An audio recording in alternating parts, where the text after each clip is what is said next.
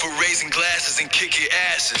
All of y'all gon' have to meet me in Calabasas. I'm on my way out, not the way in. I'm just saying, I'm Harry Hill with a sick gat and the pastor's praying. Everybody's always counting me out before I even get the chance to open my mouth. I'm thinking, if y'all really want war, we can take it there. I'm about to, like the drum snare, I might, yeah, yeah, yeah, yeah, yeah. Hey, yo, Sat, turn me up. See, I don't play for a check, I don't play for a big buck. I can't rock out, then I'm getting my dick sucked. Y'all fucking my shit up. Hey, bitch, I go ape shit on your playlist. Punk bitches doing lines, they all naked. Fucked up in the crib, we all wasted. That's just life in Hollywood. You wanna make it here? Y'all think that y'all was tough, you wouldn't last a year. Yeah, it's all I ever wanted. It's all I ever needed.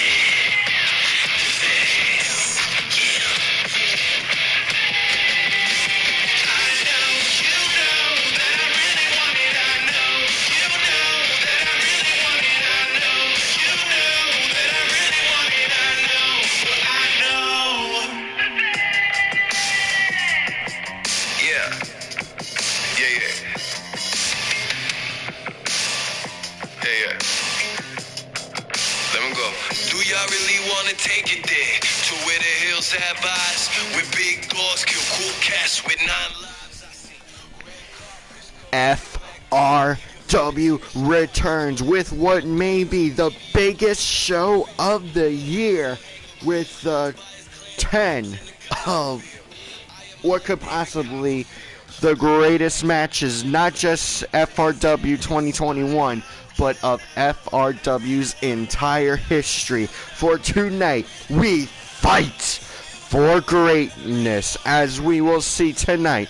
Diamond Dallas Page versus the Necro Butcher in one-on-one, no disqualification action. We got the RWF World Cup on the line in a fatal four-way. Chuck Liddell defends against Tito Ortiz, Nick Diaz, and Georges St. Pierre.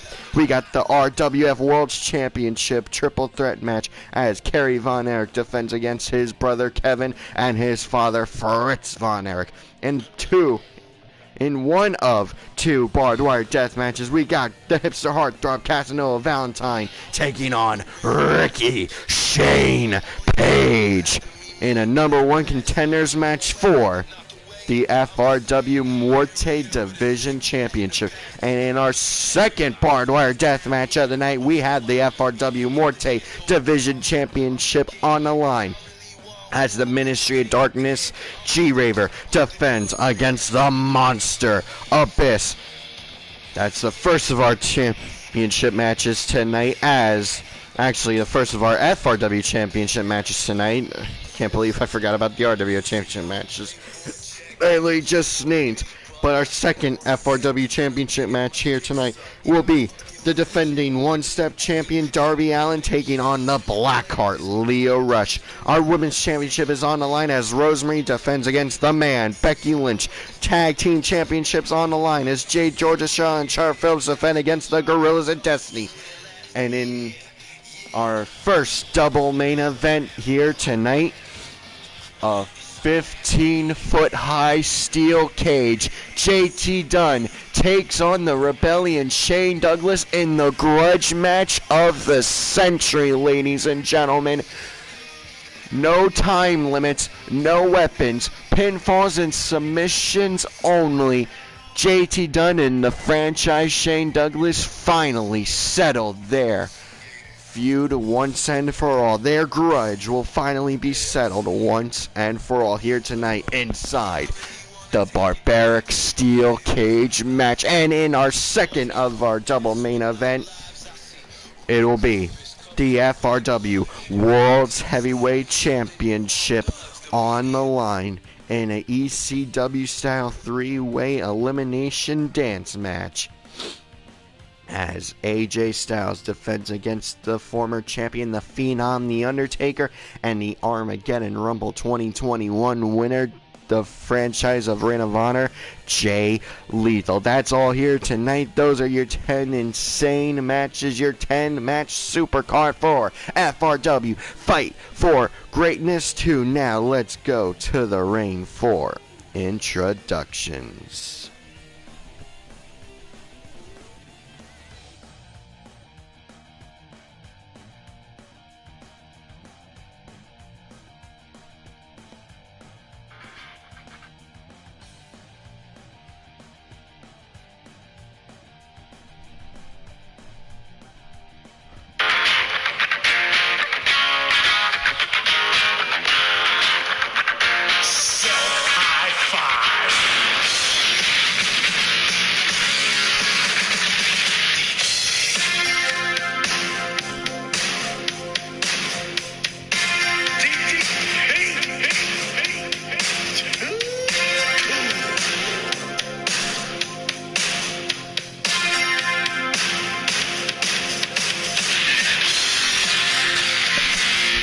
The following contest is a no disqualification match scheduled for one fall. Introducing first, he is from the Jersey Shore. He is weighing in tonight at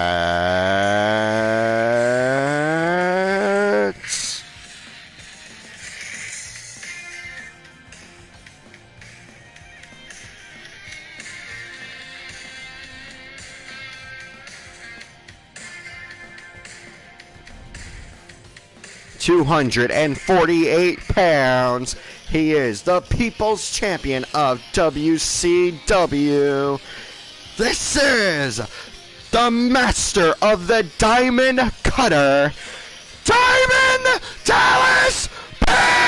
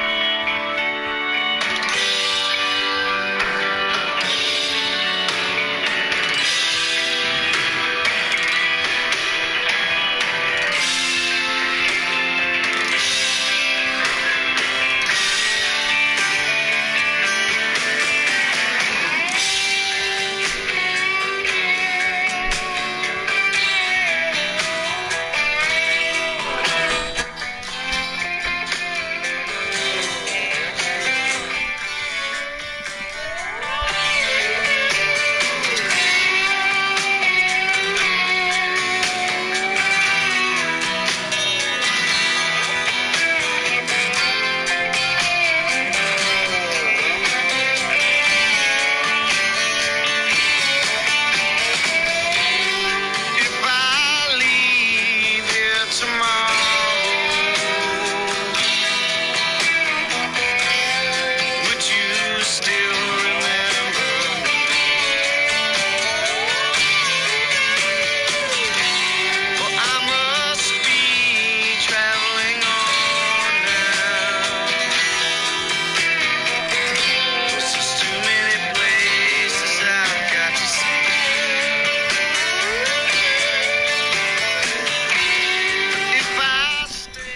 And his opponent from goddamn West Virginia, by way of Virginia, weighing in tonight at 230 pounds. He is the man who chose death. He is the by God Necro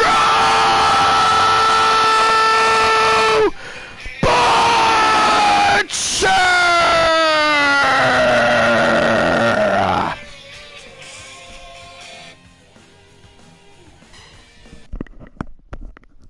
Alright, ladies and gentlemen, here we go. My name is Mikey from the front row, and oh, it feels so good to be back on YouTube, ladies and gentlemen. After the craziness of this week, not gonna lie, it is nice to have some normality.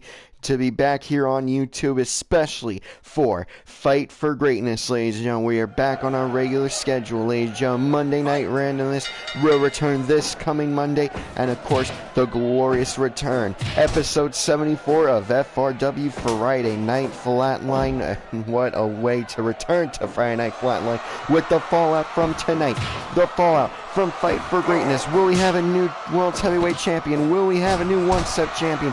What's the Muerte Division Championship scene going to be like? What's the whole landscape of FRW going to be like after tonight? What is the landscape going to be for RWF after tonight? Only one way to find out, and we are finding out right here and right now. It's beginning with Diamond Dallas Page versus the Necro Butcher. This is going to be the match that sells their feud as a beautiful scoop slam. Diamond Dallas is going for a cover, but Necro Butcher able to kick out early on here in this matchup. Trying to end it early, which is a very smart strategy for Diamond Dallas Page. I mean, this is Necro Butcher's domain, ladies and gentlemen. The no disqualification. I mean, granted, he's more accustomed to the deathmatch stuff, the deathmatch side of things, but I mean, let's be real, no disqualification encompasses all when it comes to so many matches where weapons are involved.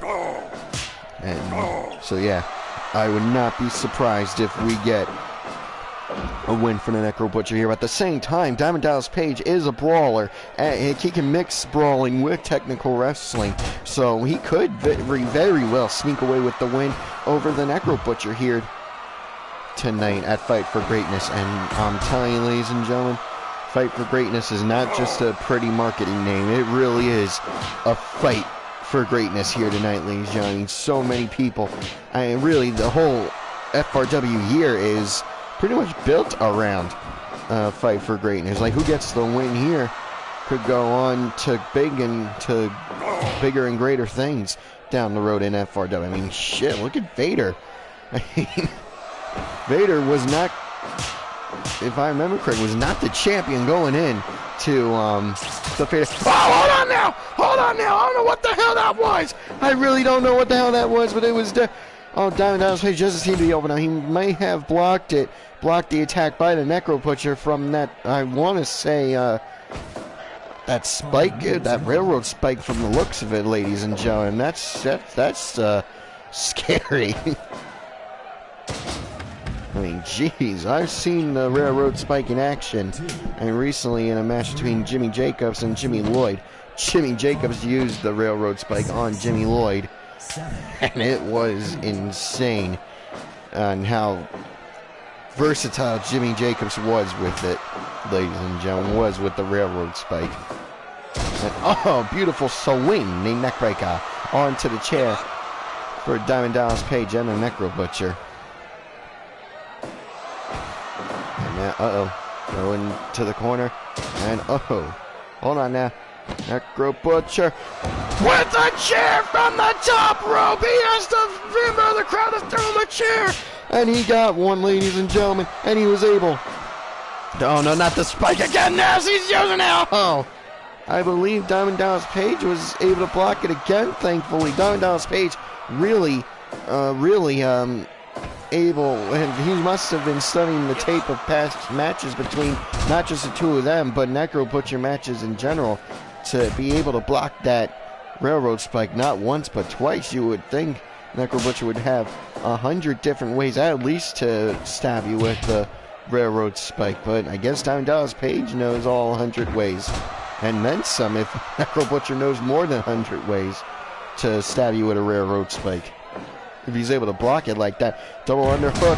Oh, high-end pedigree by Diamond Dallas Page to the Necro Butcher, but the Necro Butcher still standing, still fighting, now being sent into the ropes, and a beautiful clothesline taking down the Necro Butcher. Diamond Dallas Page now. Oh, beautiful swing, the neck breaker, second of the match here at Fight for Greatness, FRW Fight for Greatness. And a beautiful X Factor, beautiful face buster if you want to get technical. I personally know it as the X Factor. Shout out to X-Pac here tonight on FRW Fight for Greatness. And a beautiful Power slam by Diamond Dallas Page to the Necro Butcher and an elbow drop. Side elbow drop to Butcher. Now grabbing the chair does Diamond Dallas Page. I'm surprised that really the only weapon that the Necro Butcher has used has been that railroad spike. Diamond Dallas Page has been going for the chairs here so far in this match. Wait a second. Oh, Diamond Dallas Page is busted open, ladies and gentlemen. He's trickling blood now. And a second high-end pedigree by DDP to the Butcher and a headbutt opening up the wound even more does the Necro Butcher. Oh, an overhead punch. Overhead punch. Legal here in this no disqualification match. That closed fist by the Necro Butcher. And two left, center, right by Diamond Dallas Page, and again with the side elbow drop. Wait a second now. Death Valley Driver! Necro Butcher should be going for the cover, but he's not. He's not! I don't know why though. Oh, we are going shot for shot, baby! Who's gonna get the win in this exchange? Discus elbow! Other words, death by elbow! Discus Glorious! No! Does not go for the cover, can't go for the cover, as the Necro Butcher getting right back up. And smart strategy, moving Necro Butcher to the center of the ring so he can go for the cover, but Necro Butcher able to get right back. Oh, and a low blow by the Necro Butcher. Butcher now going for the chair. Butcher going for the chair. Oh, what's he going to do with it? What's he going to do with it? What is he going to... Oh, straight on the head. Straight up head shot by the Necro Butcher to Diamond Dallas Page. Swings and to the low of the back. To the swirl of the back.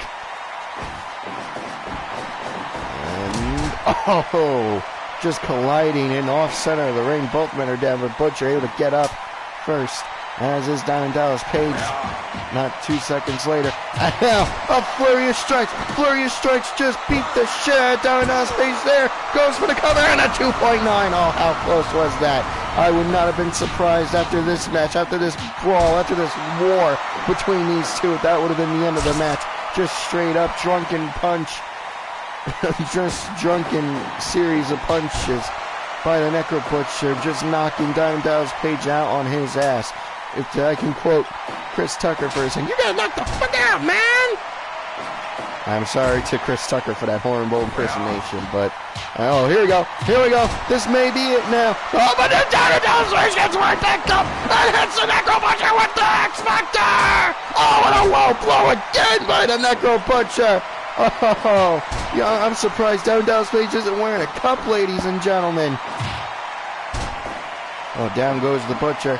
Down goes... Oh, my God.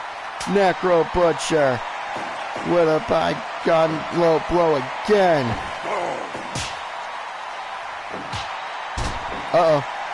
Was the Necro Butcher just knocked out from an errant left hand by Diamond Dallas Page now? Oh, no, he's up. He's up now. Now, eventually, there's still a 45-minute time limit here, ladies and gentlemen. There is... No, this is not a championship match. This is a by-God radio. Diamond Cutter! Diamond Cutter! Diamond Cutter! Dropped the bind again! No! Necro Butcher kicked out! Necro Butcher kicked out at the last possible millisecond and goes for the drunken series of punches. 2, 3! After an instant classic, the Necro Butcher gets the win over Diamond Dallas Page in an absolute war! Oh my God, with the Dynamite Punch Rush, the Necro Butcher gets the win at 17 minutes, 38 seconds, and an amazing contest for sure! Holy shit. And that was just the opening match, ladies and gentlemen. We now have 1, 2, 3, 4, 5, 6, 7, 8, 9 matches to go in this 10-match supercard. And we move on to the first of 8 title, 1, 2, 3, 4, 5, 6, 7 championship matches. My apologies. The first of 7 championship matches here tonight. It's the RWF World Cup on the line and a fatal 4-way match. Holy crap, that is going to be insane, ladies and gentlemen.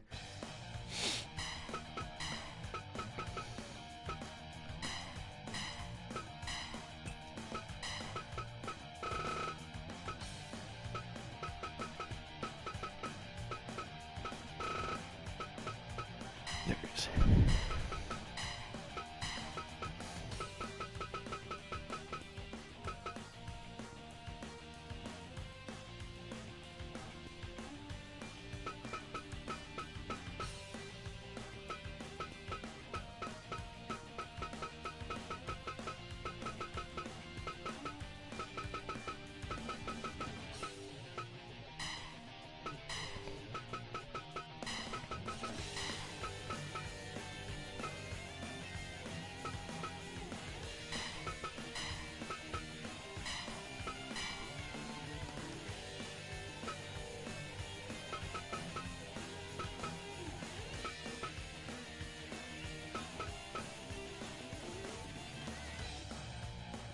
Oh, no, it was Nate Diaz, wasn't it? Oh, yep, okay, my apologies. Like I said, it's been so long, and if you're friends with me on Facebook, you know what happened. I don't want to go over it.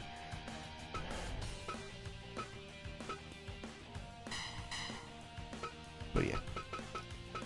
Alright, let's go to the ring for introductions.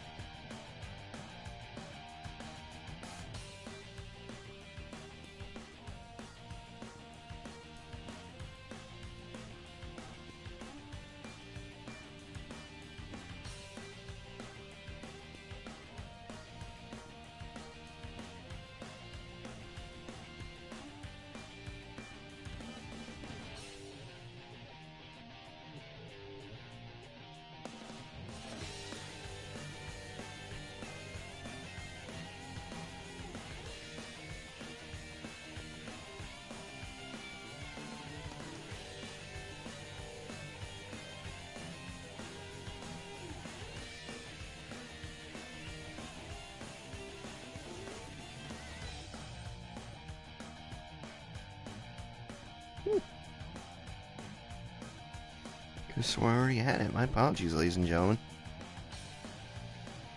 So yeah, now I have it.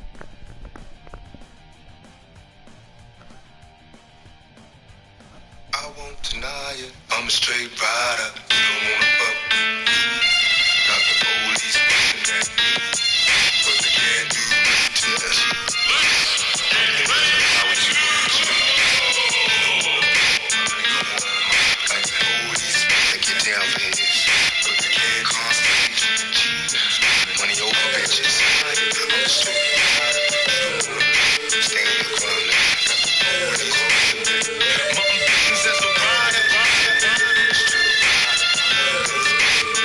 My ambitions as a rider.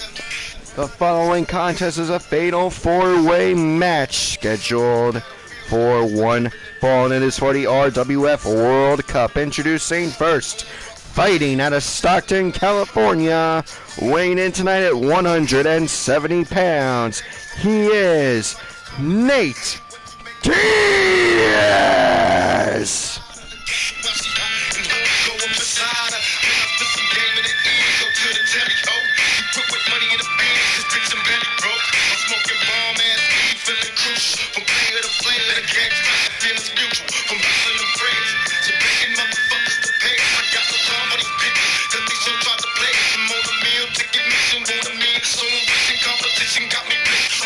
shit they stressing.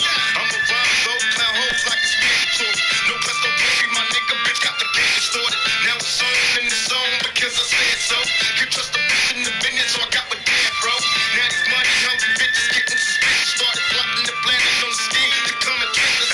The thug niggas be on point and game type.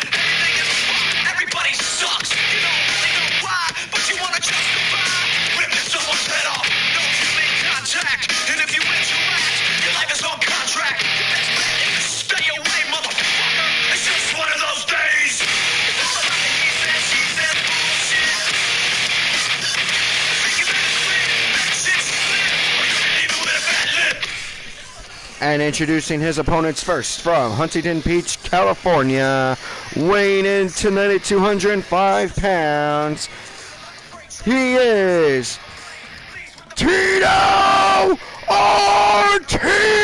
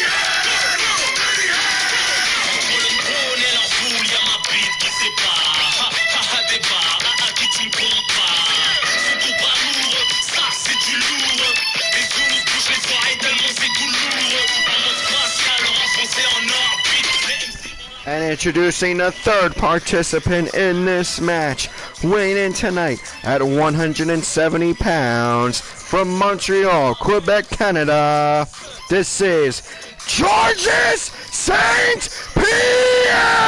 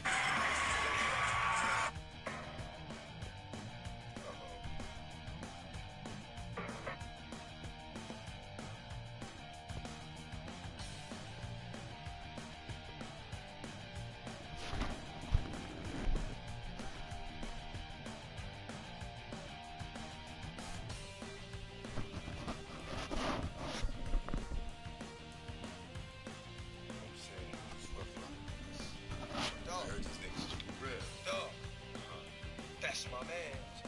I heard these niggas supposed to be like locking down the industry.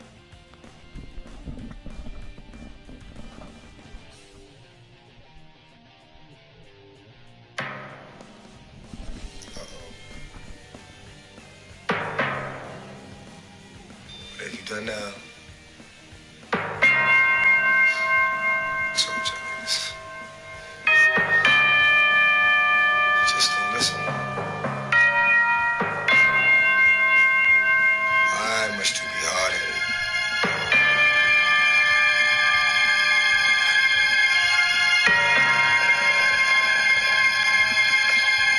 Try to explain. She didn't hear me, though.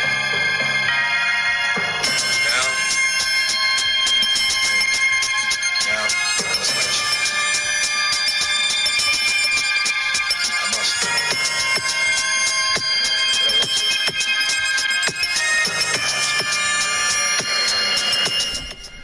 And introducing the fourth and final participant, he is the RWF World Cup holder. He is the Iceman, weighing in tonight at 205 pounds from San Luis Obispo, California. This is Chuck Liddell!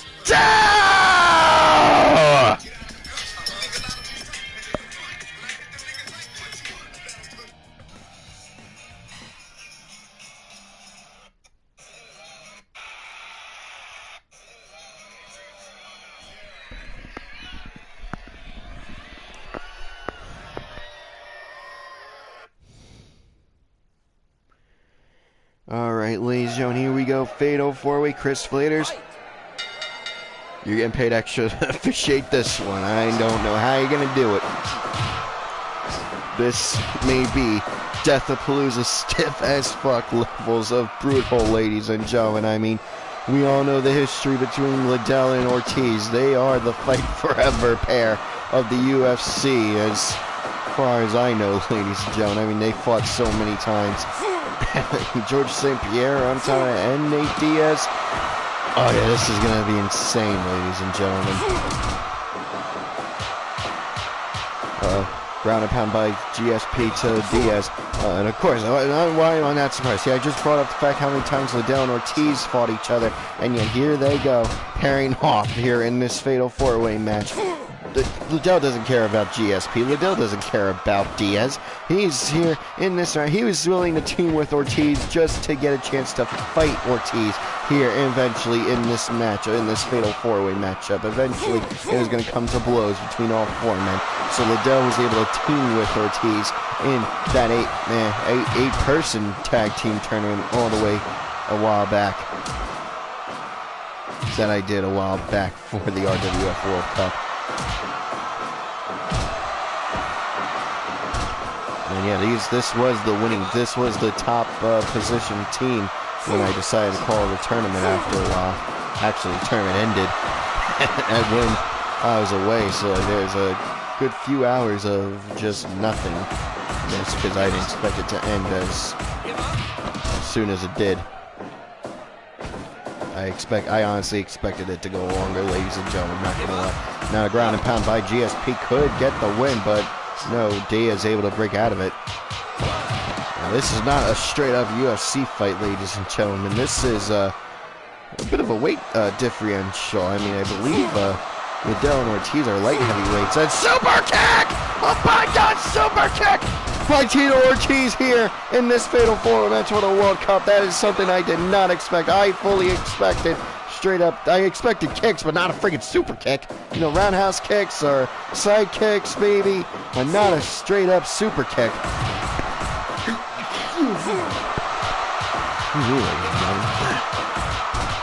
Well, ground and pound by Liddell and GSP able to break out of it. Just it's my seat here. All right. Nope. This side. There we go. Sorry again, ladies and gentlemen. Trying to get comfortable here.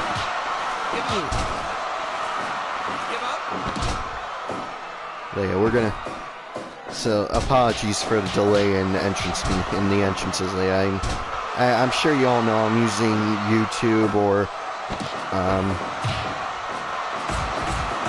Apple Music, and I gotta look up what all the, because you know I watch UFC here and there, I watch MMA in general here and there, but I'm never gonna call myself I'm not a fan in the sense I gotta watch every fight, every pay-per-view, like every show related to UFC. Like, if there's a super fight happening and it piques my interest enough, then yes, I'll find a stream of it, or I'll watch it. Like, when Brock Lesnar returned to UFC for UFC 200, I will admit I went to a watch party and watched that. When CM Punk had his 2 fights, I of course watched it just to see him get embarrassed because I knew what was going to happen. Going for the cover, did Tito Ortiz there. Not. But referee Chris Flaters was distracted by ground and pound attempt of Chuck Liddell. And again, would have been distracted there. Well, hold on now. Now, see, this is the problem with these Fatal 4-Way matches. There could be a submission attempt or a ground and pound like GSP's going for right now, and Flaters is distracted by the ground and pound, but we could be seeing a tap out by Nate Diaz there, but no, able to break out of it. That's what I'm talking about. You could be tapping out. Uh-oh, guillotine headlock. Oh, but too close to the rope, says referee Chris Flaters. That's what sucks about these Fatal 4-Way matches. Like I said, you can get distracted. The referee can get distracted, and you might be having your opponent tap out to a submission hold, or you might have knocked out your opponent, but no, you just can't, because of shit like that. The referee's distracted, and yeah, I warned all 4 of these guys, hey, that will happen. The referee's got to focus on one thing happening. So if you get your opponent to a submission hold and he's tapping, sorry, that's how the shit goes down here in wrestling. If the referee's distracted, these guys are used to one-on-one fights, not these 4-way free-for-alls. And submission holds, both broken up with the rope break, and GSP busted wide open. And a flying split! Wait a second! GSP just made Chuck Liddell tap out to an armbar! Cross arm breaker by GSP. We have a new RWF World Cup holder. Ladies and gentlemen, what a match it was. Cross arm breaker at 11 minutes even. Gets Chuck Liddell to tap out, does Georges St. Pierre. And what a matchup it was, ladies and gentlemen. Does not have to be quick to be a good one. And that was a good one, ladies and gentlemen. By God. We all know how MMA fighters do here on this YouTube channel. GSP might be in the M2 at the end of all this. He just might. Alright, now we move on. Kareem will be taking over these next two matches. Then Kerry Von Erich will be defending his championship here against his brother Kevin and his father Fritz.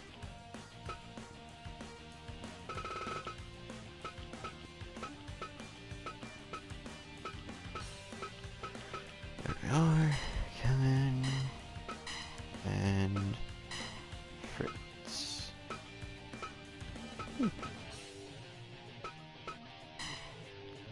Alright.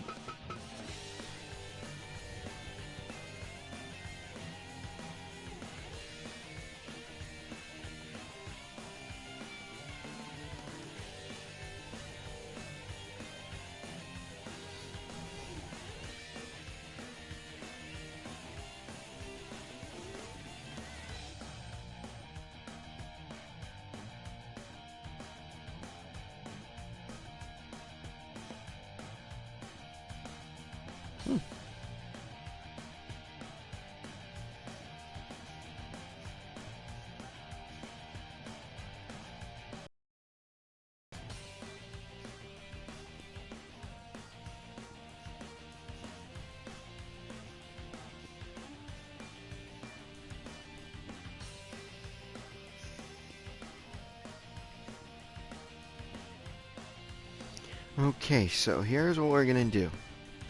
Because I don't think Fritz had a theme song, and I'm just finding Carrie's theme song. So here's what we're gonna do. We're gonna play Carrie's theme song for all three of them on repeat.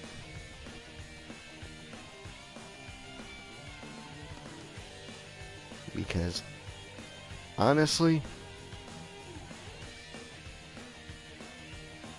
I don't know what else I can do, ladies and gentlemen. I really don't, if in this situation. It'd be. So yeah, my apologies, but you know what?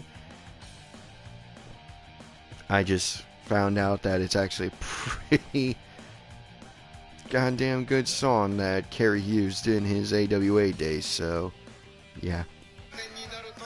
Hold on, ladies and gentlemen.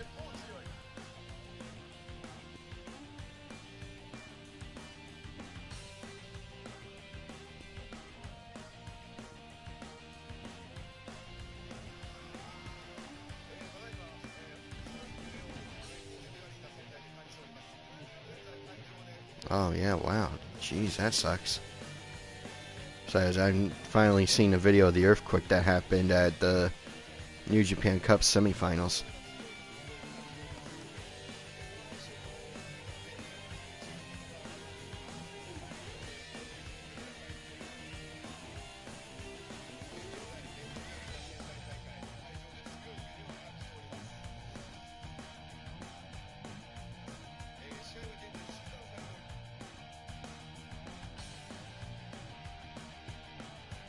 Well then.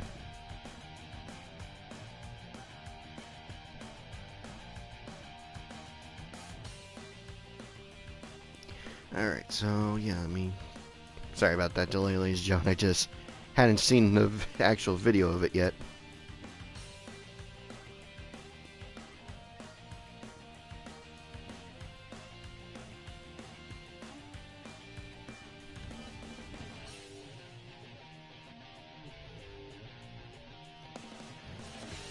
Alright, so yeah, let's go to the ring for introductions.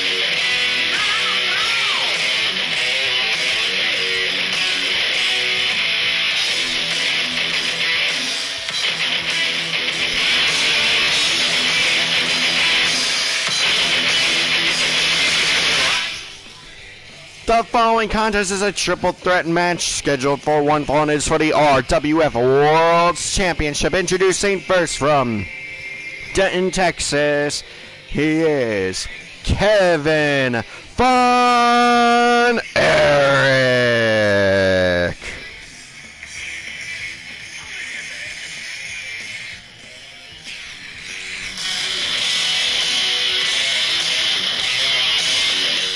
And his opponent, also from Denton, Texas, weighing in tonight at 260 pounds, he is Fritz Von Erich.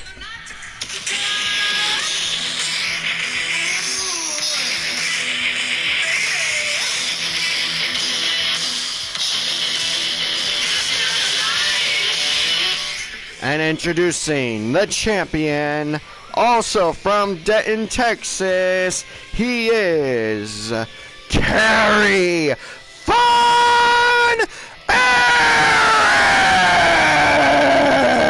Erich.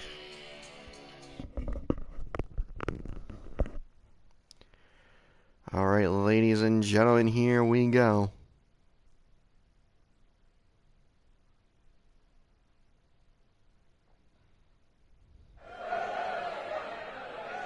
Fight! Yeah!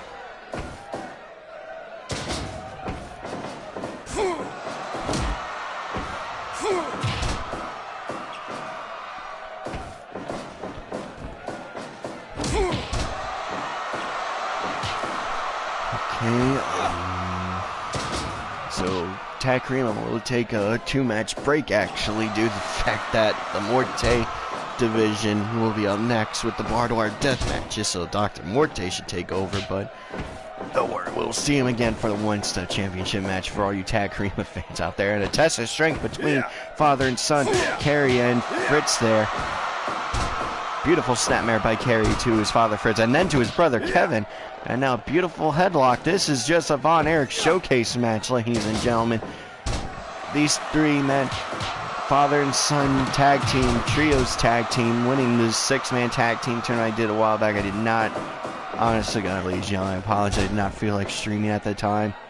Just so much going on. Again, if you are friends with me on Facebook, you know why. So, yeah, I made an announcement. I just, too much was going on. I know Von Erich claw, but breaking out of it, excuse me, actually breaking it up was Kevin Von Erich. Oh. Beautiful snapmare by Kerry. Sends Kevin to the ropes, and now oh, hold on now. I don't know if he's going for a power bomb or a pile driver, but Kerry was able to back body drop his father out to get out of it, but not able to avoid the chop on the head. And oh, breaking it up does Kevin Von Erich now. This could be one of the matches. I mean, think about it. You got the father-brother, the father-son relationship between both Kerry and Kevin, and with Fritz, and you got the brother relationship between Kerry and Kevin. Give up?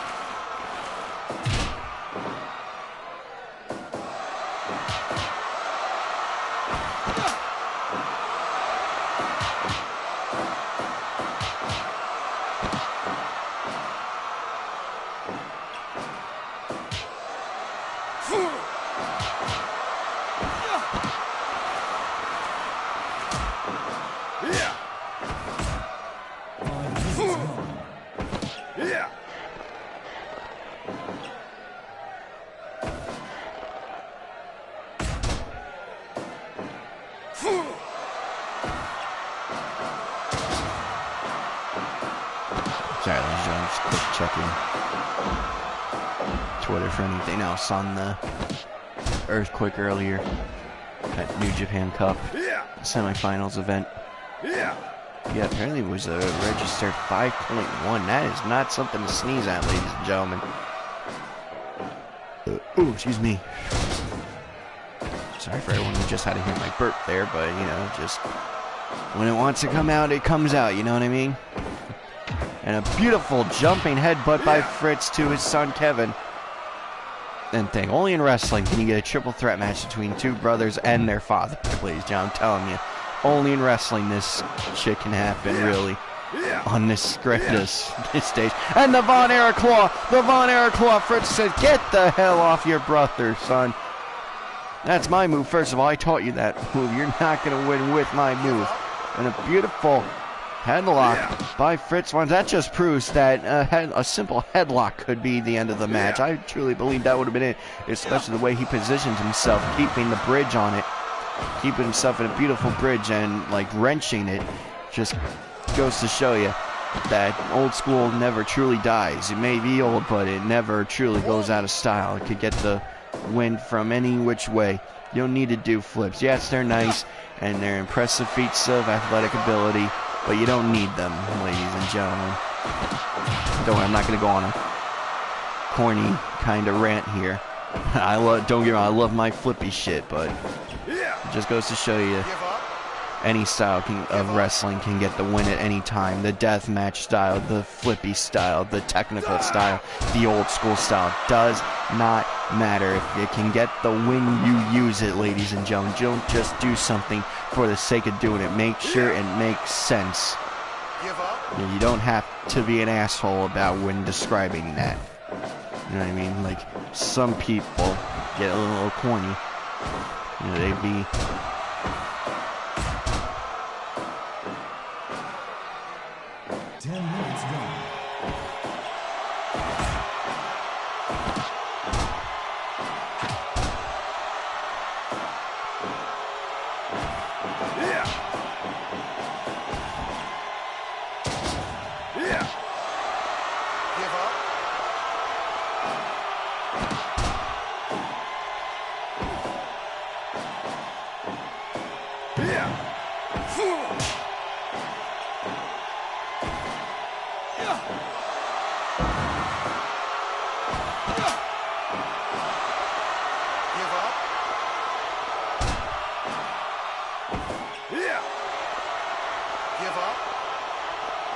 I just saw something on Instagram. I had to tag a buddy of mine because he loves that particular movie that I saw.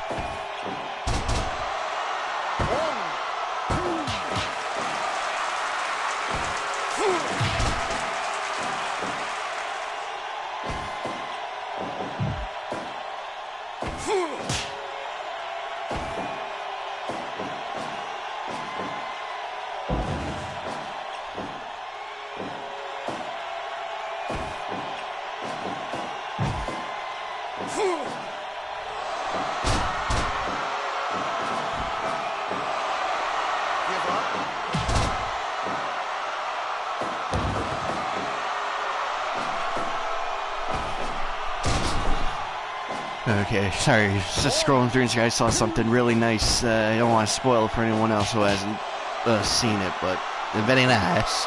Something I would, but very nice, I like. Definitely something I would do here on this channel. And Fritz Von Erich busted wide open from the Von Erich Claw. You know what, Fritz, you should not, and honestly, I don't think Fritz is even mad at it. I don't think he would have taught him that if he wanted them to use it. If I can quote Hal, no last name, from Hal from Malcolm in the Middle, I would not have taught you it if I didn't want you to use it. Though in that case, it was not going for the Nards, so no. Although the Nards are fair game. 2.9, Kerry Von Erich almost retaining his championship there.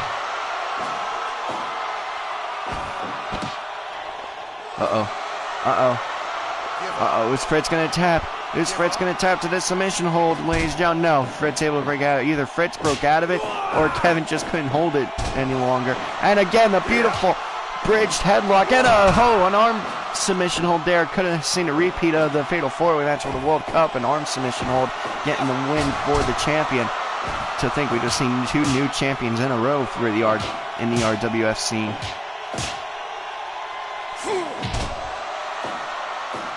And a beautiful match between these three men, father and two sons, going to war here for the RWF World's Heavyweight Championship. Father and sons going to war here for the RWF World's Heavyweight Championship.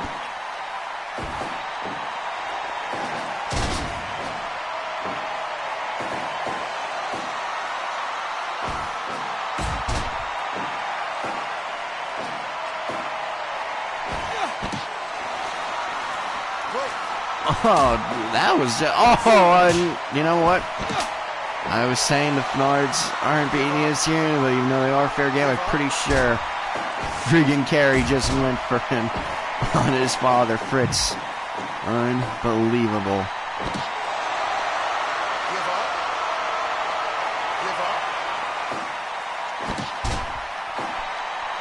I think this is only the second title match of the night, and only the third match of the night. Holy crap. There's Von Erich Claw. The Von Erich Claw. I think Kevin just letting it happen.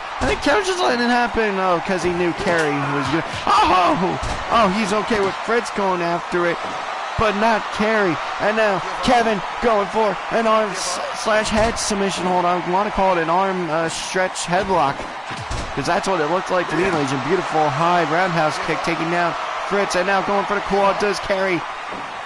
The Von Erich Claw being used very effectively, as it should be here in this Von Erich Showcase triple threat match for the RWF World Championship. And a beautiful traditional style pile driver. Goes for the arm submission hold again, does Fritz Von Erich, and no, Kevin able to break out of it.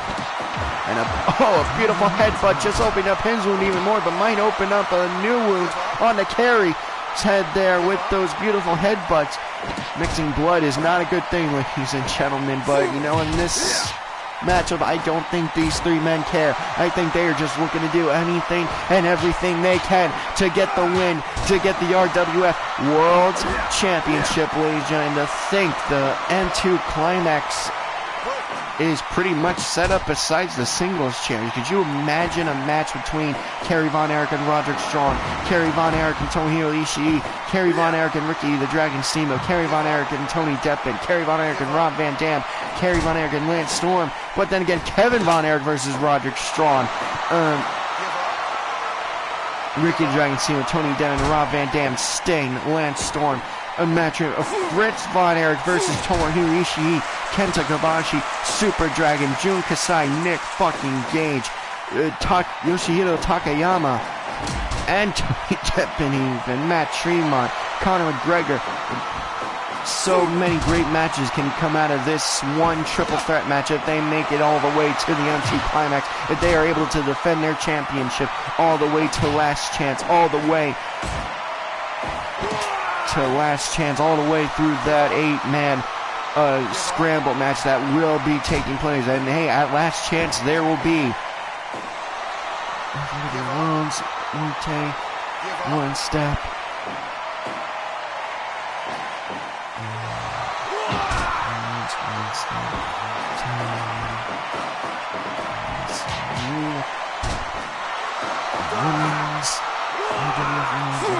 Six,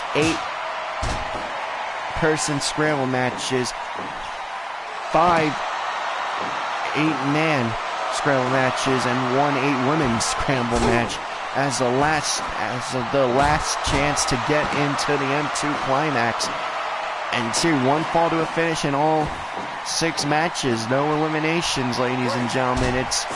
That's why we call it the Last Chance. You got to get a win or you're screwed for an entire year, ladies and gentlemen.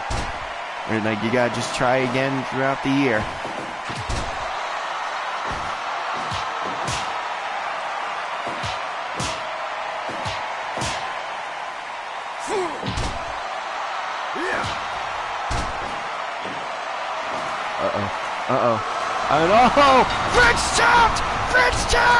Fritz tapped! Kerry Von Erich retains his RWF World Championship over his father, finally making his father tap at 25 minutes, 19 seconds to a...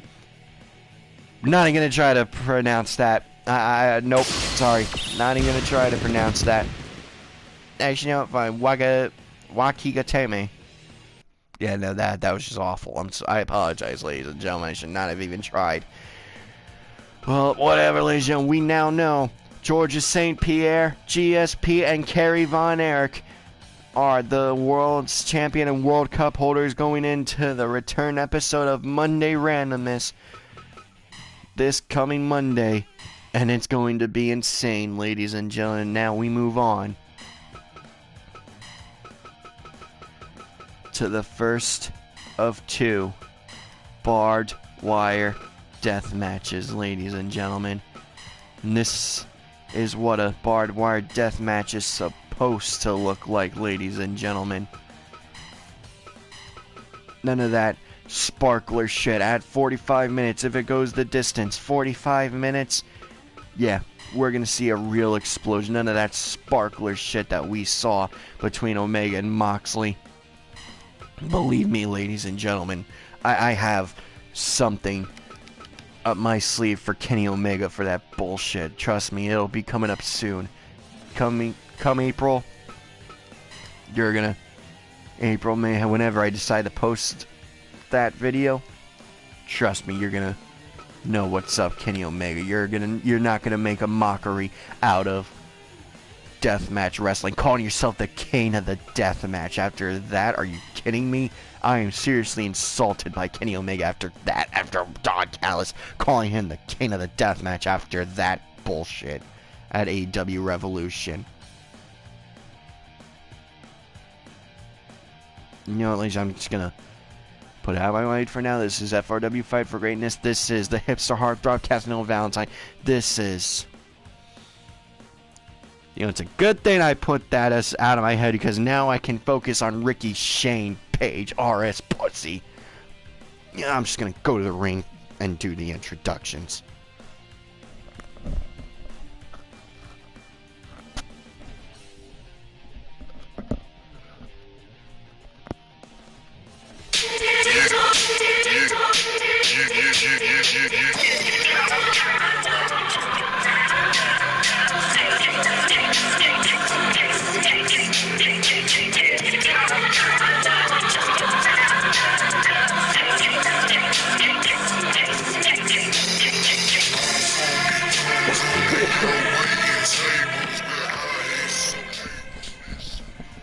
The following contest is scheduled for one fall, and it is for the #1 contender spot for the FRW Morte Division Championship.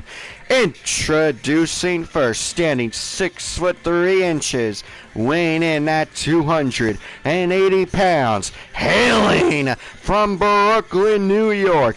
He is Brooklyn Black Death. He is the Bushwick Antichrist. He is the godfather of the no-ring death match. And he is the hipster heartthrob, Casanova Valentine.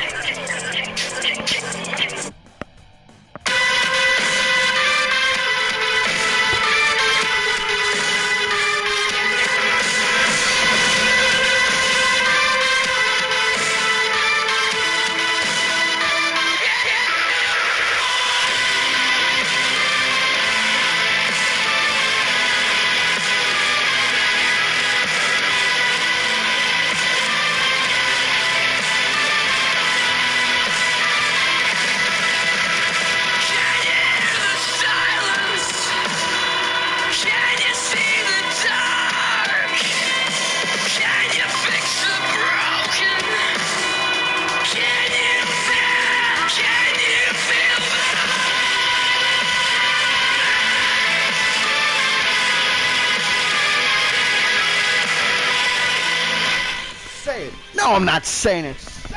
No, I'm not saying it.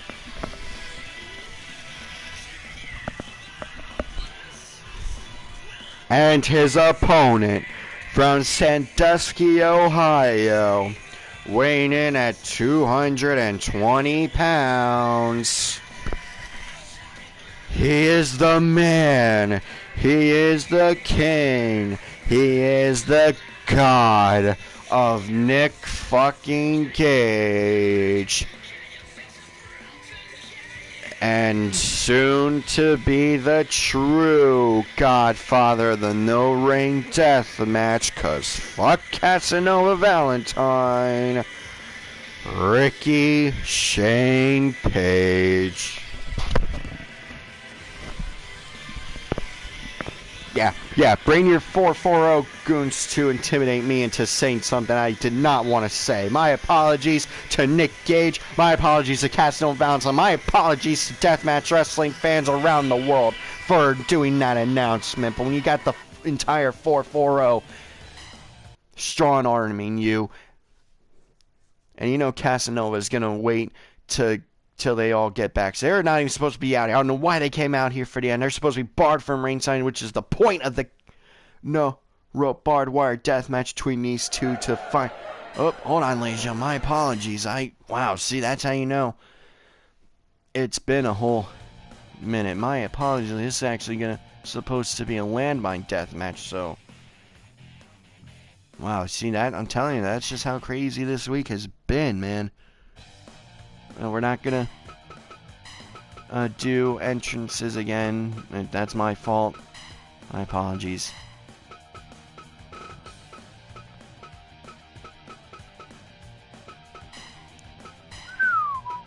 Again, my apologies, ladies and gentlemen. I cannot believe I did that.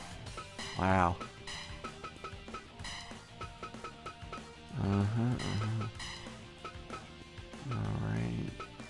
No, I'm gonna turn rope breaks off. That's silly in this type of match. Alrighty then. Oh, we'll see a regular barbed wire death match, though, what it's supposed to be in our actual Morte Division Championship match. Yeah, my apologies again, ladies and gentlemen. See, I'm sorry for doing that entrance, and I'm sorry for doing that introduction. I'm sorry for screwing up like that.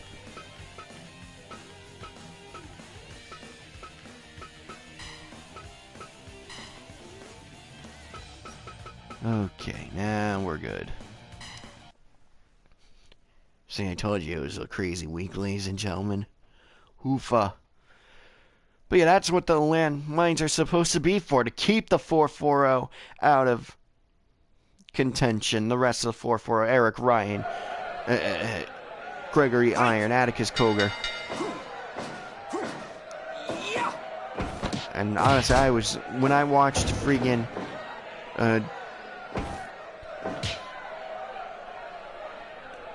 when I was watching GCW's Take Care, and I saw Effie join the 440, I was so ready to put him down. And the first into the light tube, the corner light tubes, I should say, is better than that.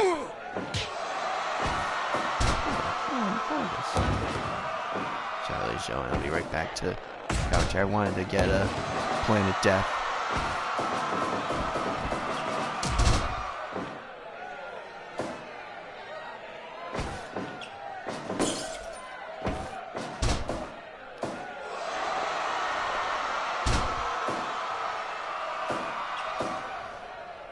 Yeah, Take Care. So yeah, when I saw Effie wearing the 440 colors, I mean, I was ready to put him down so much here tonight if they came out together as a group, which, as we all saw, they did.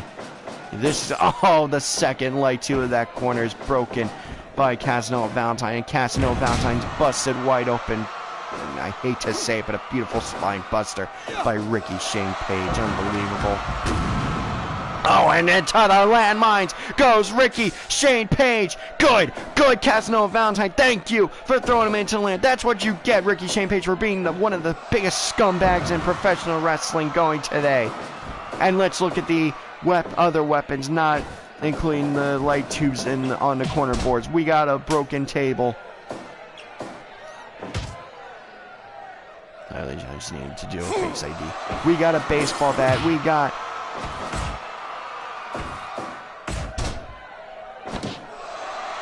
a kendo stick. I believe we have 4 light tubes. That's your 8 weapons, ladies. You have 4 light tubes, a baseball bat, a kendo stick, and a broken piece of table.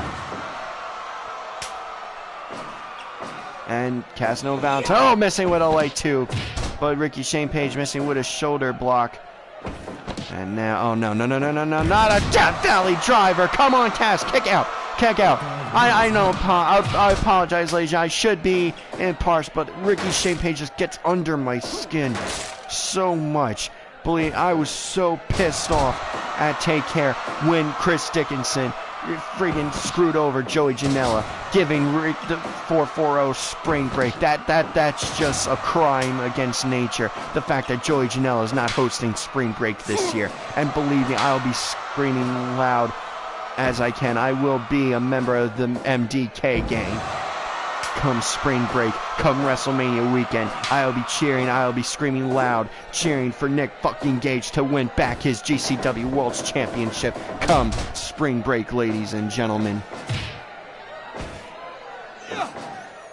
Come spring break, April 9th, 2021 is the last day we will see Ricky Shane Page as GCW World's Heavyweight Champion. It's gotta be. He wanted spring break so bad, fine. You know what you get as a trade-off? You know what happens as a trade-off? You can have spring break RS pussy, but guess what? You are going to lose the GCW World's Heavyweight Championship to Nick fucking Gage. And now going for the cover. No, please, Cass, kick out. Oh, thank goodness. Oh, thank goodness. And a beautiful power bomb by Casino and Valentine will. Casino and Valentine get the win here. Come on, Doc. Oh, Dr. Morty, you gotta count faster. You gotta count faster here. Come on, Dr. Morty, you gotta count faster when it comes to Ricky Shane Page. Ricky Shane Page cannot win the FRW Morty Division Championship. Believe me, I was so upset when he won the World's Championship. Thank God the Von Erichs won that six-person tag team tournament to give Kerry Von Erich. Oh, and into the landmines goes Ricky Shane Page. And that's what an explosion is supposed to look like when it comes to a landmine. Kenny Omega. And I'm telling you all, what I have planned for you, having Don Callis call you the King of the Deathmatch. That is an insult to deathmatch wrestling. There are only 3 people I will legitimately call the King of the Deathmatch. 3 people I will argue like you wouldn't believe when it comes to calling them the King of the Deathmatch, and that is Nick fucking Gage, that is Atsushi Onita, and that is, by God, Mick Foley. Those are the only 3 men I will ever call the King of the Deathmatch, that I will truly call the King of the Deathmatch. The fact that Kenny Omega, after having 1 deathmatch, and he's got done a relatively okay deathmatch until that ending of God, that ending. I'm starting to get even more pissed off now just thinking about it. And just adding Ricky Shane Page just possibly becoming the number 1 contender for the Morte Division Championship just irks me more. Just so much is going on in the wrestling world. It's just shitty. That barbed wire deathmatch and Ricky Shane Page still being GCW World's Heavyweight Champion. I mean, I was at Matt Tremont's retirement match where he fought Ricky Shane Page. The fact that Tremont couldn't get the win in his final match, that he lost to Ricky Shane Page, just adding more fuel to the fire that is the BS of the 4-4. And into the light tube goes Casino and Valentine. And again, Legion, I'm sorry, I know I'm supposed to be impartial. I know I'm supposed to be fair calling this match right down the middle. But I just can't stand Ricky Shane Page. I can't stand the 4-4-0. And I know not everyone from Ohio sucks. Ohio is a great state. Ohio is a great place to be. But these guys just a 4-4-0, man, I'm telling you. This group of guys, and the fact that they got Eric Bischoff on their show, they did a sold-out style intro for their part of Fight Forever, the 24-hour GCW takeover of YouTube, the independent wrestling showcase. Just, the fact that they got Eric Bischoff to be a part of that. Like I said, I know not everyone from Ohio is bad. Please do not, anyone watching from Ohio, do not take this as me insulting Ohio in general. It really is just Ricky Shane Page, friggin' Eric Ryan, friggin' Atticus Cogar, friggin' Gregory Iron, every member of the 4-4-0. And believe me, believe me, if you are a fan of the 4-4-0, I am insulting you. You can fuck yourself, fuck the 4-4-0. Seriously. And I really hope Casanova Valentine gets the win here tonight. And text message break up! 1, 2, no! Ricky Shane Page kicks out again! Ricky Shane Page kicking out, and into the landmine goes Casanova Valentine! Oh man, how is he not more cut up? How is he not bleeding more on his arms? It may be all in his back and we just can't see it because of his shirt and jacket, but believe me, and the fact that Casanova Valentine is bleeding more than Ricky Shane Page right now just irks me even more. I mean, Cass has really got to pull out a sickle or something and just rake, just peel skin, just show bone from how much he's ripping at Ricky Shane Page's. And a Death Valley driver, come on! Oh, thank goodness. Oh, thank goodness he can't capitalize with a pin. Oh, thank God. Oh, thank goodness. Casanova Valentine able to get a... Oh, the brain buster! Goes for the leg tube now. Oh, business end of the leg tube. Just break it across the back. Just break it across the back, Cass. Oh, you missed. Oh, you missed. No. No, no, no, no, no, no, no, no, no, no, no, don't tell me. Don't tell me. No, no, no, no, no, no, no, no, no, no, no, no, 1, 2, no! Thank God. Oh. And into the landmine goes Ricky Shane Page!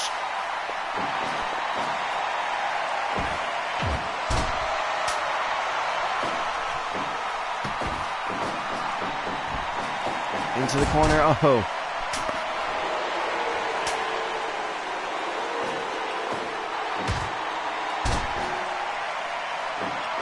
Come on now. Come on, Cass. Come on, Cass.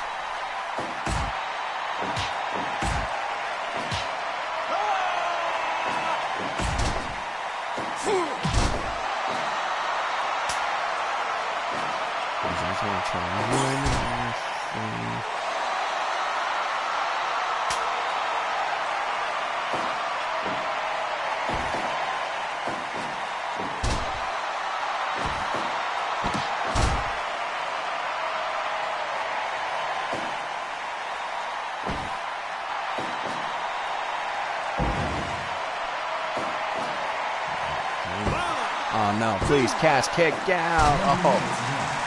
20 minutes have gone by, ladies and gentlemen. 20 minutes. If this goes the full 45 minutes, I honestly have no idea what to do in that scenario, ladies and gentlemen. I don't know what to do in that scenario. It goes the full 45 minutes.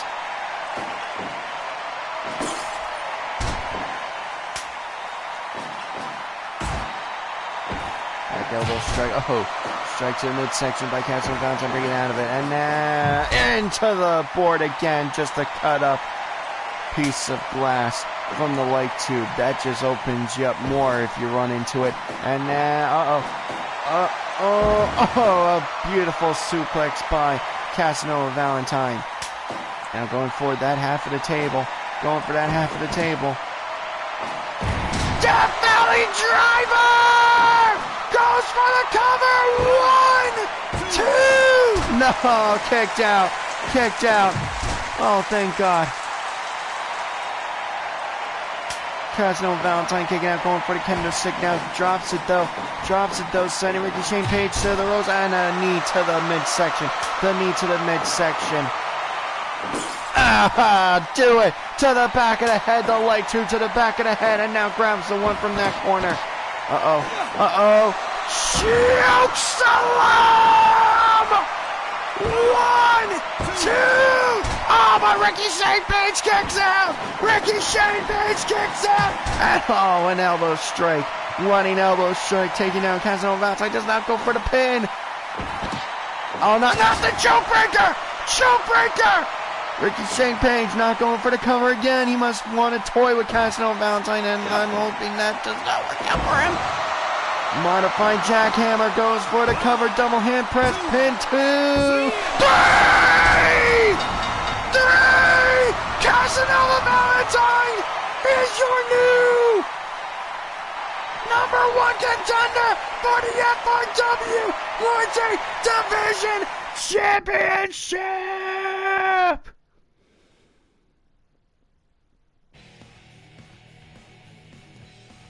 Oh, thank goodness, with the gentrification. Huh?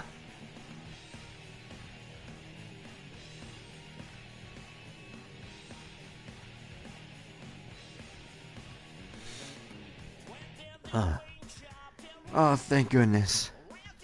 Alright, ladies and gentlemen, now we move on to the barbed wire death match. For real this time, ladies and gentlemen. Again, my apologies, ladies. I know I advertise as such. But, oh man, I'm telling you that this week has been that crazy. Like, my brain is absolutely fried. Pretty much from this week and last night at work. You know, whatever. Not in Forte section. Yeah, there we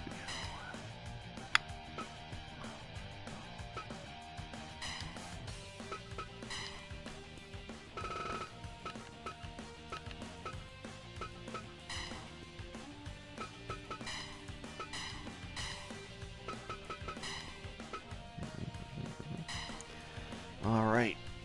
Now let's go to the ring for introductions.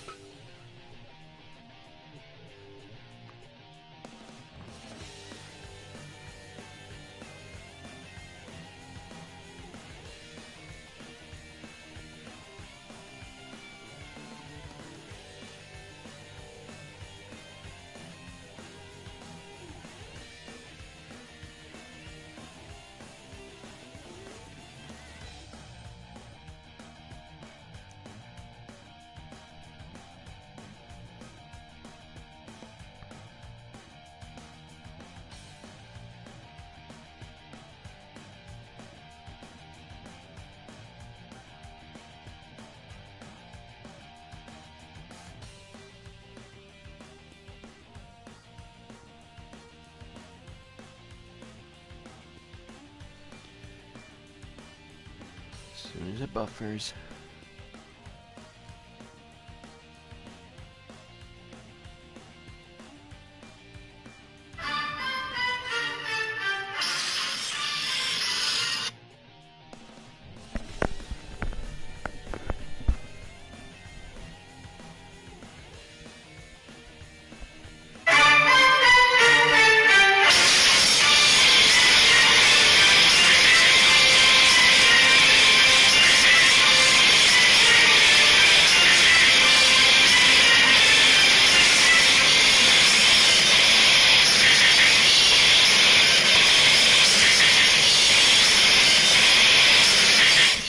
The following contest is a barbed wire death match scheduled for one fall with a 45-minute explosion countdown. And it is for the FRW more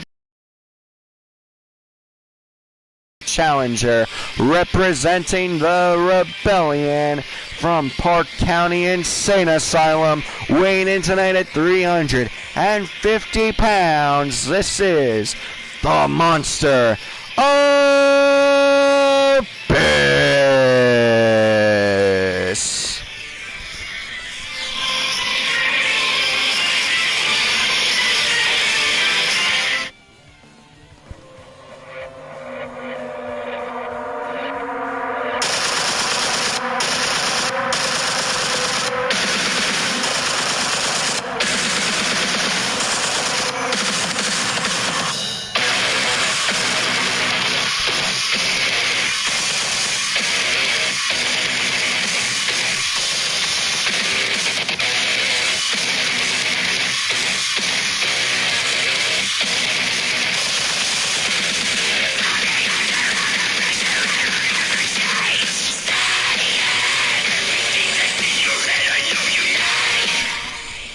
And introducing his opponent, representing the Ministry of Darkness and the FRW Workday Division Champion, this is G-Raver.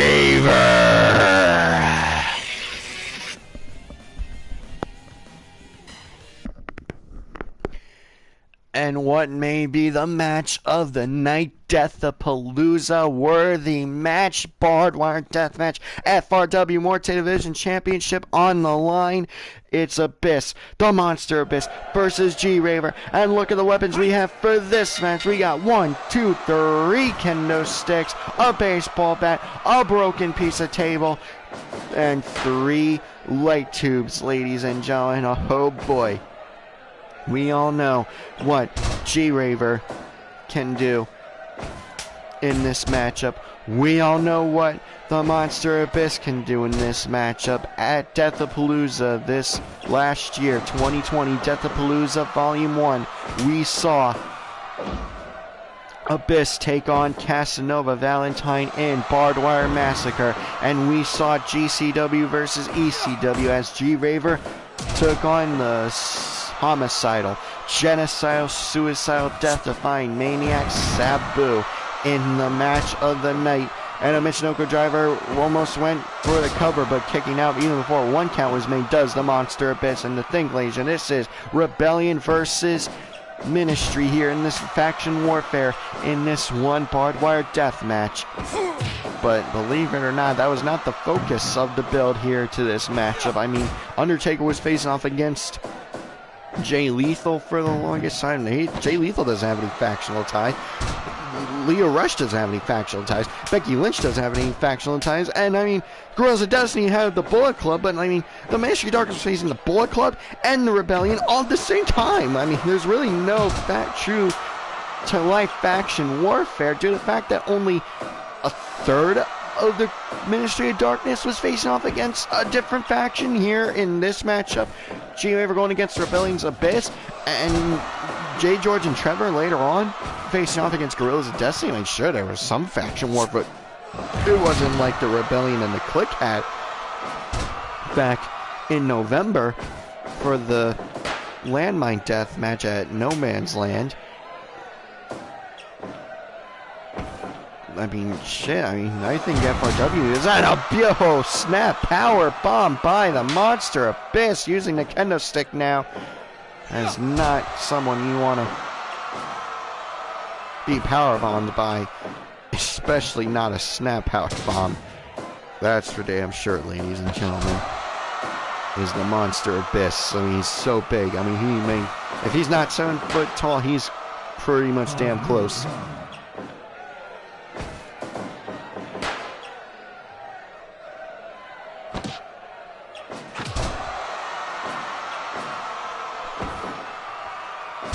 Oh, beautiful elbow strike to the back of the head by G-Raver.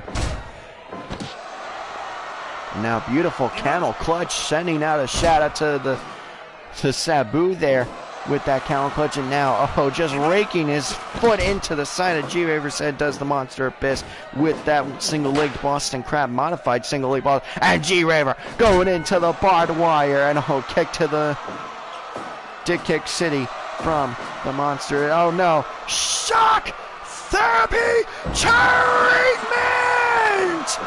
goes for the cover. 1, 2, no, only a 2 count. Only a 2 count, ladies and gentlemen. Now going shot for shot. Going shot for shot, ladies and gentlemen. Oh. Penalty kick, short penalty kick by G-Raver to the Monster Abyss, and now an F5! A by-God F5! To the Monster Abyss by G-Raver, and a high knee strike. Not exactly V-trigger, but close enough for me to go V-trigger! Uh-oh, Abyss pumping himself up now. Monster Abyss pumping himself up now.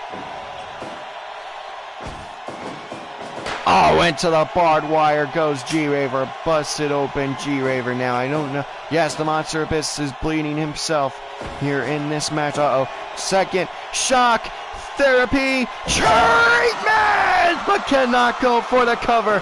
Cannot go for the cover right away. And as he gets up, G-Raver gets up himself.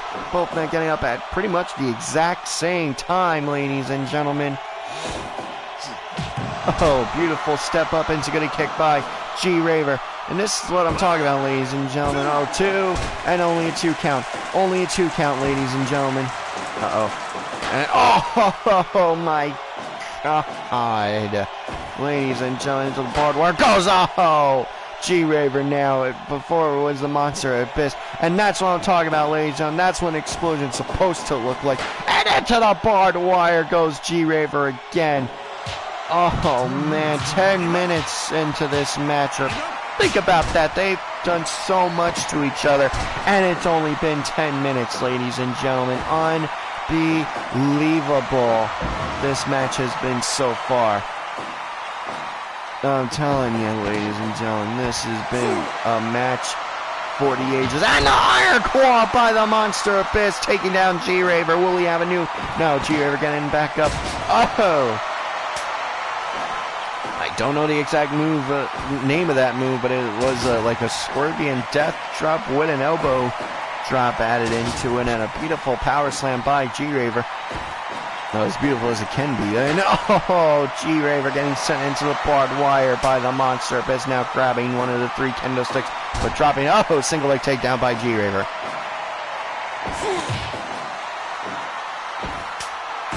Oh, beautiful European uppercut by the Monster Abyss, picking up G-Raver now. Does Abyss and forced to drop the kendo stick, and a beautiful step up Enzuigiri kick. Second of the match by my count. 1, 2.9. The Monster Abyss just kicking out the last millisecond. And into the barbed wire goes G-Raver. I'm telling you, Dr. Morte had his hand about inches away.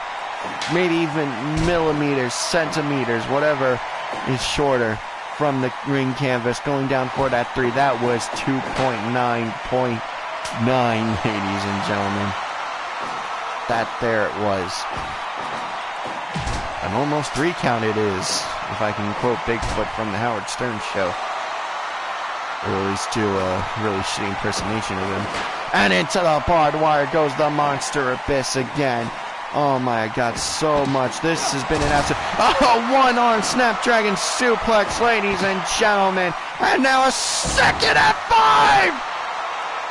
Just barely missing the leg too, and I think that was G-Raver's goal there.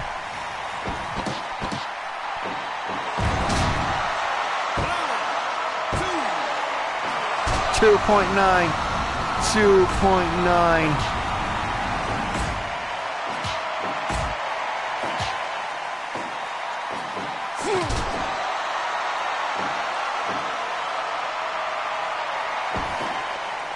Uh-oh. And with the fork to the head by G-Raver, and he's just stabbing him, opening up that wound even more. And oh, missing with the leg, with the knee strike. Oh no. Oh, breaking out of a chokeslam does G-Raver. And but being sent into the barbed wire for good measure. Alright, you don't want to take a chokeslam? Take a barbed wire explosion, G-Raver. And again into the barbed wire. 15 minutes have gone by, ladies and gentlemen. Almost 16 minutes. And the third shock therapy treatment. This could be it. But the Monster Abyss can't get up for the cover. G-Raver getting up first, but he's so low. Grogging into the barbed wire goes the Monster Abyss. Oh. Don't know what the name of that move is, and I apologize, ladies and gentlemen. Oh, into the barbed wire goes the Monster Abyss again. Beautiful stamp up, Enzuigiri kick again by G-Raver. Goes for the cover. 1, 2, and a kick out. The Monster Abyss kicking out. G-Raver will retain his championship in a situation if the explosions go off at 45 minutes. We are just under 30 minutes away from that happening, though, ladies and gentlemen. I want to say just under 2.5 minutes are now. And a deadlift German suplex by the Monster Abyss. Does not go for the cover. So and into the barbed wire goes the Monster Abyss. Uh-oh. G-Raver slashing his throat. Calling for the end. No, but the Monster Abyss breaks, reverses it into a Russian leg sweep, and both men were down for a few seconds there. And, oh, beautiful leg twist move there. And into the barbed wire goes G-Raver. I swear, if this is going to be G-Raver's theme of going the full 45 minutes, I will not complain, ladies and gentlemen. I will not complain, especially when he has these classics against guys like the... Oh, wait a second! Hold on now! 2, 3! The The Monster Abyss is your new FRW Multi-Division Champion! The Ministry of Darkness already lost their World's Championship, but now they lose the Morte Division Championship as well. And now, ladies and gentlemen, we move on to the one-step championship match with the Miracle Ecstasy. We have a new Morte Division champion, and his name is the Monster Abyss. Which means, at No Excuses, ladies and gentlemen, April 17th, at No Excuses, it will be Deathapalooza rematch, ladies and gentlemen. It will be the Monster Abyss versus Casanova Valentine. It will be a by God Barbed Wire Massacre 2. Although it'll actually be Barbed Wire Massacre 5. Because let's be real, the first one was Abyss versus Sabu. The second one was Abyss versus Judas Messias. The third one was LAX versus OVE. The fourth one was Casanova Valentine versus Monster Abyss 1. And now, the fifth one, it will be Valentine Abyss Morte Division Championship on the line. But that's April. At No Excuses, we now move on to the rest of the card. We now move on to the one-step division. Darby Allin will defend against the Blackheart, Lio Rush.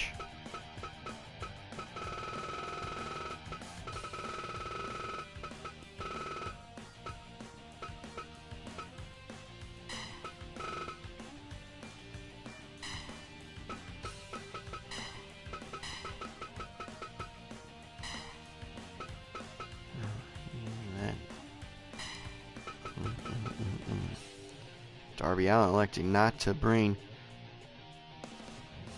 Paul Bearer out here with them here in this matchup. Probably shows that the Ministry of Darkness has eased up on the try to take over FRW. GL, like, electing to keep it fair game for the rest of it, for the rest of their time here in FRW. I really think losing the World's Championship really humbled The Undertaker. He still wants his Ministry of Darkness around. I mean, he's still going to have the Ministry of Darkness going, but not in the sense of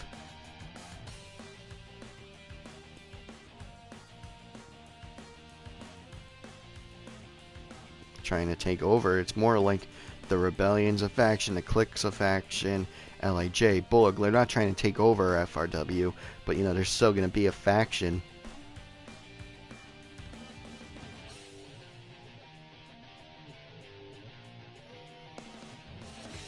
Alright, let's go to the ring for introductions.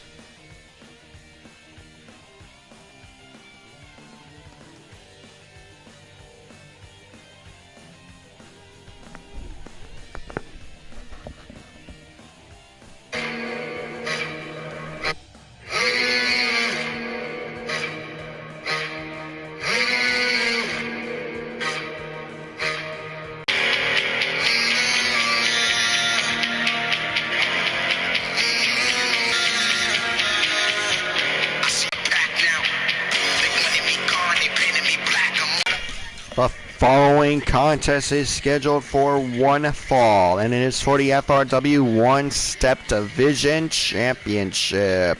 Introduce. He is the Blackheart, Lio Rush.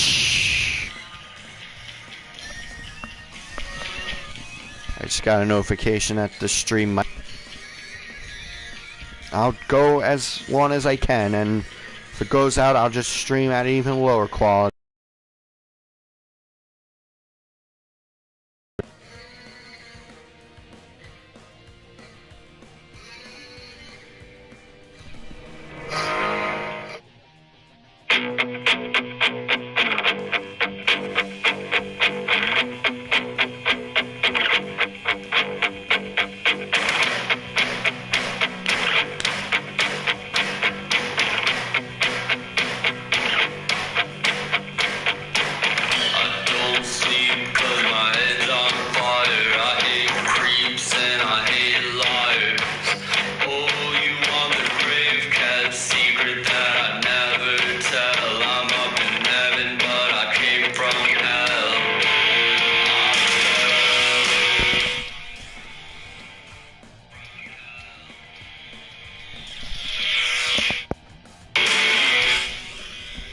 introducing his opponent, he is the FRW One-Step Division Champion, representing the Ministry of Darkness, from Seattle, Washington, weighing in at 170 pounds. This is Darby Allin.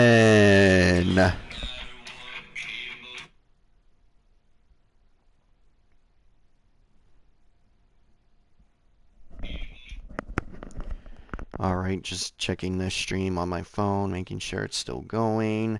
I know sometimes it likes to...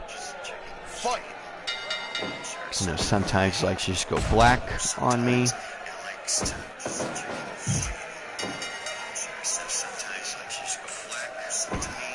Okay, we're good. I don't want to have that in the background, just have a weird echo, you know what I mean? So yeah, here we go, ladies and gentlemen. Oh, beautiful arm drag by Darby Allin too. Leo Rush, think about this. Leo Rush knew how insane this match is going to be, that he just straight up brought out the Blackheart right away, ladies and gentlemen. And that's the insane part, the fact that he brought out the Blackheart right away.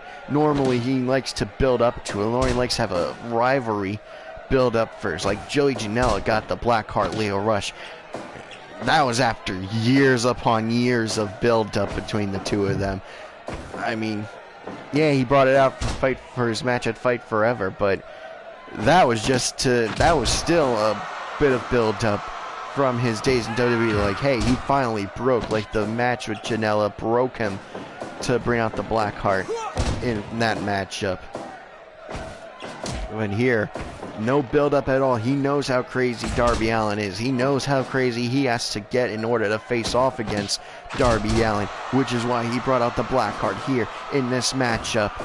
One-on-one, Leo Rush versus Darby Allin. Blackheart comes out to face off against Darby Allin, who does not care about the safety of himself or others as long as he gets the win. And he paints half his face like that to show that he's already half dead, so what the hell does he care about getting hurt the way he does? So yeah, I would not be surprised if in this matchup we see a coffin drop from a very, very high place, ladies and gentlemen.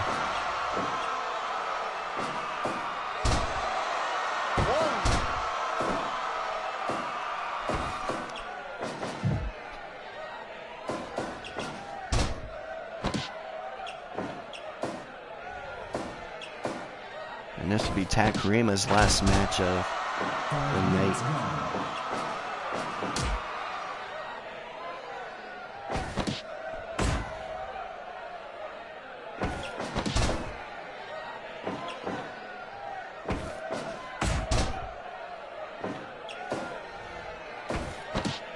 We still have the women's championship match. We still got the tag team championship match to go.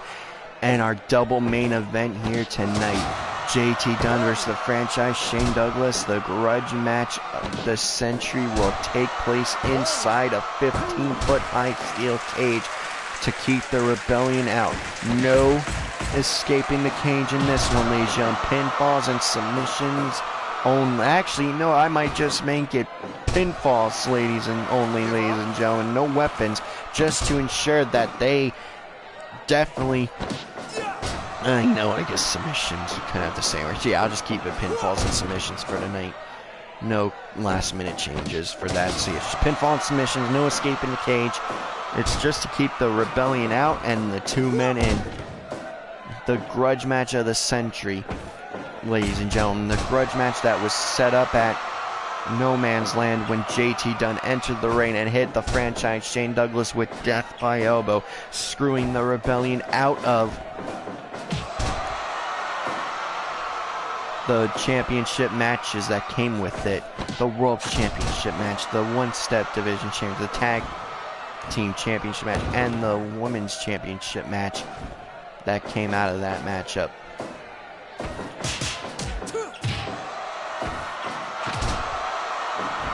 Uh-oh. Final hour! no, rope break though. A rope break though, and I'm not against Lio Rush going right for the pin. He thought he had it. And a beautiful frog splash of Darby Allin's own to Lio Rush there, and I'm not surprised. Like a super kick! Like I'm not surprised Lio Rush went for the pin right after Final Hour. That's usually his finishing move, but he's got to realize, as amped up as he can get himself, he's got to remember that he's got to pull Darby Allin away from the ropes and then go for the pin. I know every second counts when it comes to getting the win, especially in this championship match. Beautiful suplex style Michinoku driver. Beautiful Hurricanrana by Lio Rush there to Darby Allin.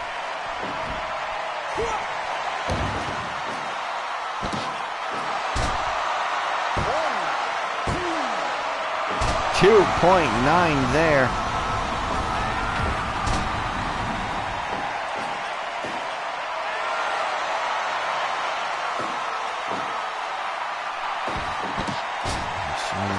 The stream out.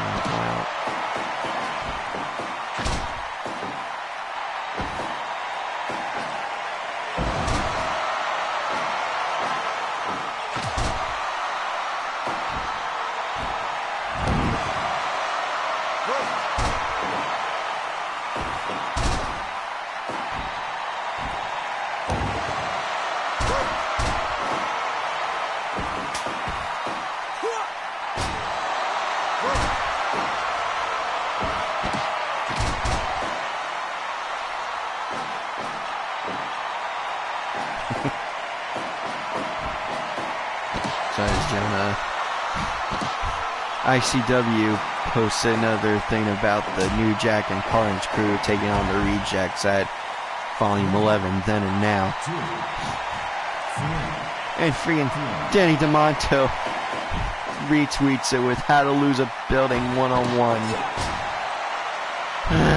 Boy.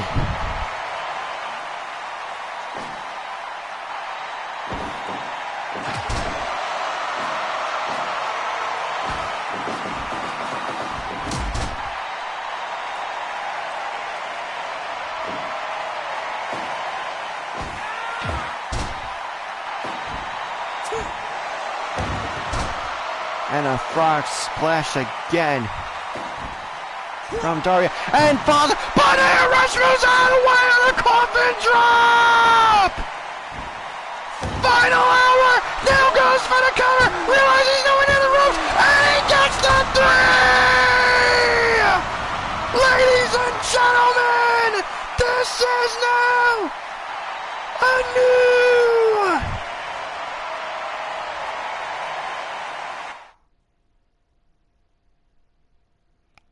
We have a new one-step division champion, and his name is Lio Rush! Is Lio Rush looking to get back into the M2 Climax by way of the one-step division championship again? Who knows? But all I know is for sure is that he is the champion now. Unbelievable. Now we move on to the women's championship match, ladies and gentlemen. Rosemary defending against the man Becky Lynch. And this, my friends, is going to be insane.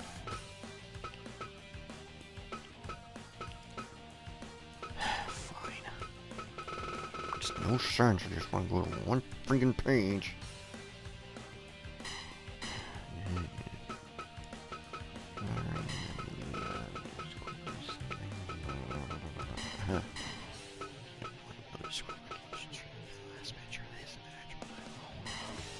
Alright, let's go to Ring 4 introductions.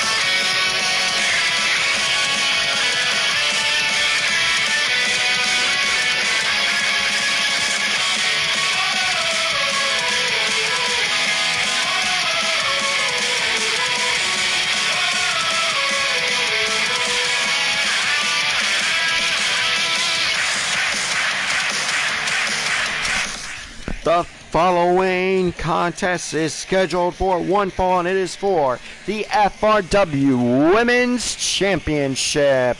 Introducing first, the challenger from Dublin, Ireland, weighing in tonight at 135 pounds. She is the man, Becky Lynch.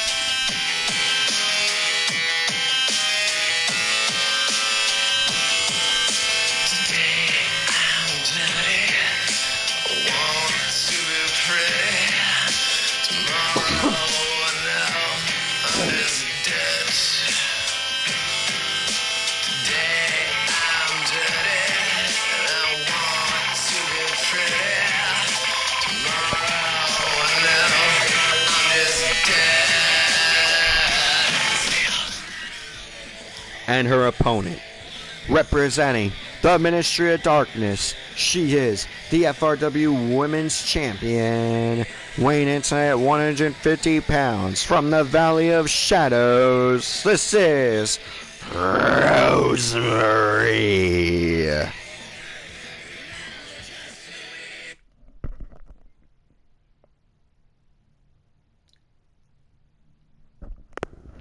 Alright, ladies and gentlemen, here we go.